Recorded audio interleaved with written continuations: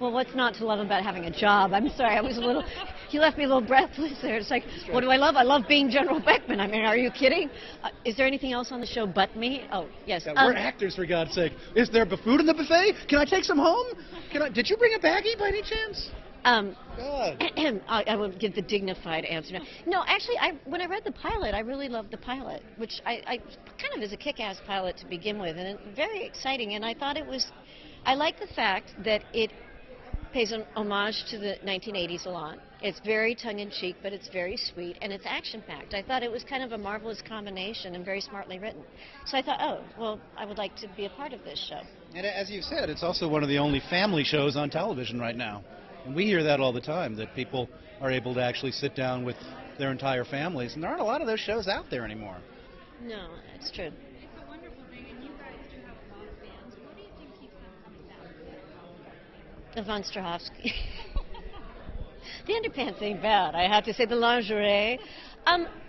You know, I think the type of fans, because I don't know, my husband was on Star Trek Enterprise, so we have had a lot of exposure to fan bases before, and there's a lot of crossover between those fans and the Chuck fans, and I think what you find is that there is an appreciation of the smart humor.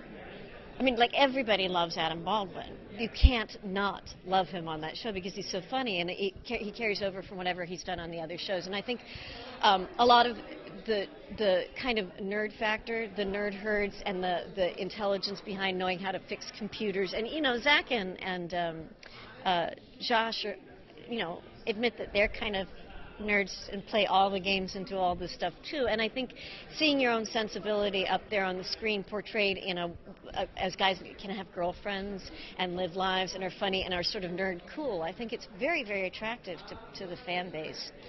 And is there anything else you can tell us about what's going to be coming up? Maybe I should be asking you what's going to be coming up on the show. Well, I don't want to spoil the whole Volkov, Linda Hamilton. I have to say, Pierce Brosnan. I just did that was Percy Jackson. Timothy Dalton. Daniel Craig. Right, Which one? Church wrong. I know. Yeah, Roger Moore is back on Chuck. Can we say that?